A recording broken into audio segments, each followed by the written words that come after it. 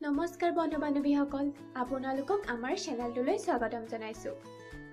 আজি আমি আলোচনা কৰিব লোৱা অতিকৈ উপকাৰী মহৌষধি গছজোপা হৈছে নীলাজী বন বা লাজুকী বন। আজি আমি এই গছজোপাৰ ঔষধি গুণৰ বিষয়ে আলোচনা কৰিম। বন্ধু বান্ধৱীসকল, এই নীলাজী বনৰ ঔষধি গুণৰ কথা জানি আপুনি সঁচাকৈ আচৰিত হ'ব, কাৰণ এই গছজোপা বিভিন্ন বেমাৰৰ কাৰণে মহৌষধৰ কাম কৰে।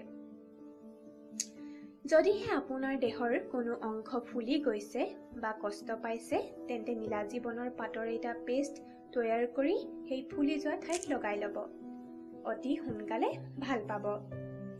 নীলাজী বনৰ পাতৰ ৰস উলিয়াই সদায় একাপ সেৱন কৰিব। আপোনাৰ পাইলছ বা অৰ্শ ৰোগৰ সমস্যা নাইকিয়া হৈ পৰিব।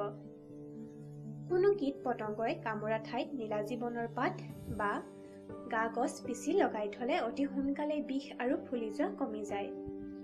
নিয়মীয়াকৈ নীলাজী বনৰ ৰস সেৱন কৰিলে ডায়েবেটিছ বেমাৰ হোৱাৰ পৰাও হাত সাৰি থাকিব পাৰি।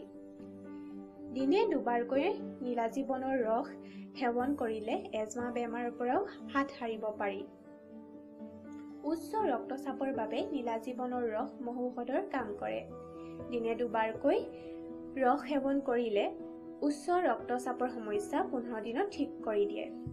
বন্ধু বান্ধৱীসকল, যদিহে আমাৰ এই ভিডিঅ'টো ভাল লাগিল তেন্তে লাইক কৰিব, শ্বেয়াৰ কৰিব আৰু আমাৰ চেনেলটো ছাবস্ক্ৰাইব কৰিবলৈ নাপাহৰিব। আজিলৈ bye bye and take care.